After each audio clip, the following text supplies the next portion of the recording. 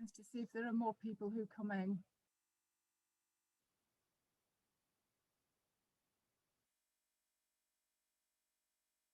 Right, I'm guessing that we've got everyone in now who's planning to join.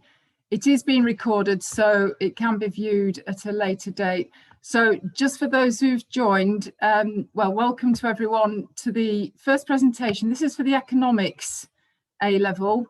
And because we're recording the session now, as I can see all of you've got your cameras off, I'm afraid it does need to be remain that way, cameras and mute for now.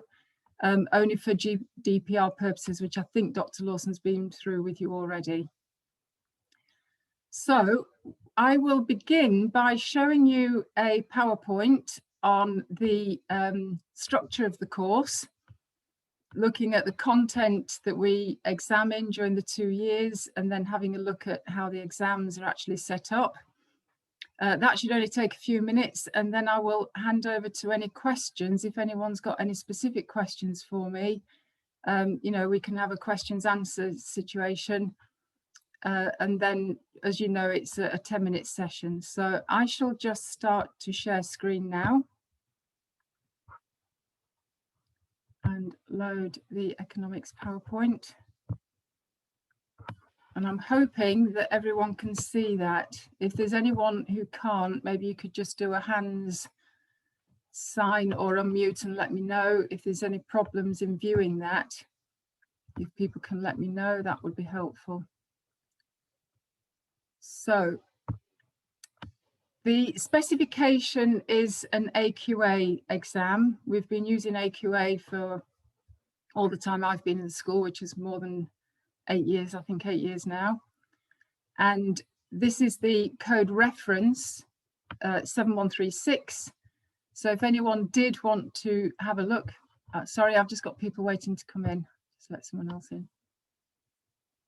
So if anyone did want to have a look by Googling just A-level economics, AQA, that's a specification number, and there's the full detail online there. What I've done for this evening is just take the content, subject content for the year 1 and year 2 studies. And as you can see on the screen, hopefully here, the course is divided into microeconomics and macroeconomics. Now, we do micro in year 1 and year 2, and we do macro in year 1 and year 2. So what we've got on the screen here, where we can see the A-level subject micro, this is spread over the 2 years. So microeconomics, as I explained to the pupils when we had our year 10 taste today on Friday of last week, is basically looking at the study of individual behaviour, firms and markets, and then we look into market failure as well, when markets fail to allocate resources in the optimum way. So included within that, we've got points 1 through to 4, which we cover in year 1, and then point 5 here, where we've got perfect competition and monopoly. We take a brief view of that in year 1. And then in year 2, we revisit the work that we've covered to some extent in year 1, but from point 5 through to point 8, then we build onto those in greater detail. So in year 2, we take a more detailed analysis of market structures. We look in detail at labour markets and the market failure of the inequalities that arise in the distribution of income and wealth and how that leads to poverty. And then from there, we look at government intervention on correcting market failures. So macroeconomics now is a view of, or a study of, the national and the international economy. And this is more what people tend to think of economics. We're talking about the measurement of the macroeconomic performance. That's looking at things like inflation, economic growth. We look at unemployment and balance of payments. So building up to achieve that, this is an overview here at point 9. Then we go into the more detailed analysis of circular flow, aggregate demand, aggregate supply, and how they then feed into economic growth. And then we look in more detail at those economic performance measures that I mentioned just now: unemployment, balance of payments, and inflation. Now, point 12 onwards is more year 2 work. And this is an addition to the specification. Financial markets and monetary policy monetary policy has always been the specification, but looking at financial markets has been added since the crisis of 2007-2008 onwards, which I think is a valuable update into the specification there. So monetary policy, fiscal and supply side policies, these are ways in which governments intervene in order to correct market failures.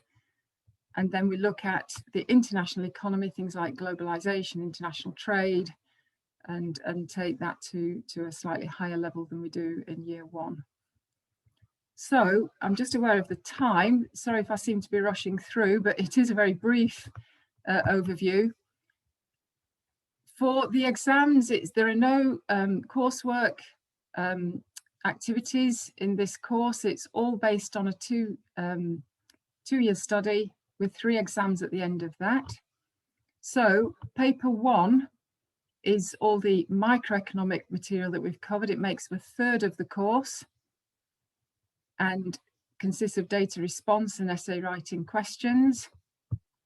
Paper 2 is looking at the national and international economy. That's all the macro work, again, third of the course, data response and essay questions.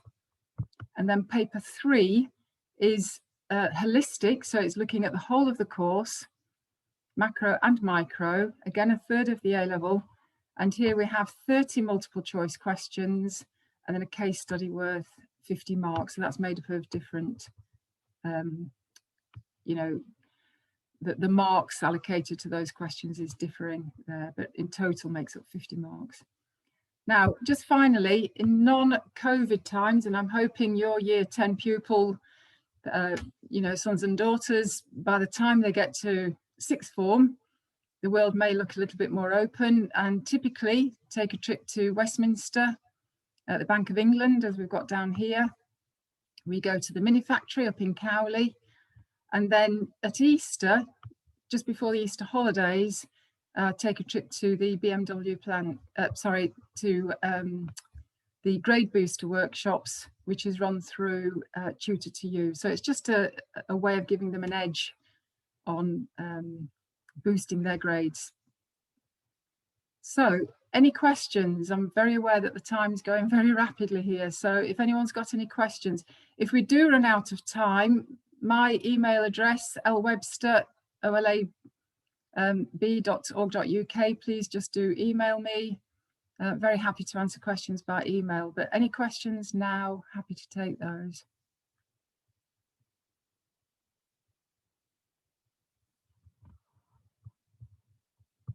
It's fine if anyone wants to unmute to ask any questions, that's absolutely fine.